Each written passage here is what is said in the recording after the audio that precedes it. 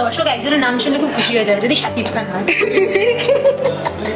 এদিকে তুফানের ট্রেইলার দেখে ওপার বাংলার প্রিয়তমা খ্যাত ইধিকা পাল বলেন, আমরা শাকিব খানের কাছে যেমনটা চেয়েছি তার বেশি পেয়েছি। ট্রেইলার দেখে মনে হচ্ছে আমরা তামিল সিনেমার কোনো ট্রেইলার দেখলাম। এ কেমন শাকিব খানকে বানিয়েছেন পরিচালক রায়হান রাফি। ট্রেইলার দেখা পড়ে ইধিকা পাল বলেন, আমার ইচ্ছে করতেছে আমি এখনে বাংলাদেশে গিয়ে শাকিব খানকে জড়িয়ে ধরি।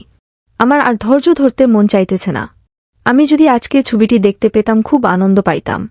এমন কিছু উদ্ভট কথা বলে আলোচনায় আসেন ইধিকা পাল। নেটিজেনরা ধারণা করছেন তুফান সিনেমা এবার বাজিমাত করার কথা। কিন্তু ট্রেইলার দেখে কেন জানি ভালো লাগল না। কেন জানি মনে হলো অ্যাকশন সিন খুবই কম। তুফান নামের সাথে যাচ্ছে না। তুফানের ট্রেইলার চেয়ে টিজটিই ভালো ছিল বলে জানিয়েছেন সিনেমা বিশেষজ্ঞরা। তো প্রাণপ্রিয় ভিউয়ার শাকিব খানের তুফান সিনেমার ট্রেইলার আপনাদের কাছে কেমন লেগেছে তা আমাদের কমেন্ট করে জানিয়ে দিতে ভুলবেন না।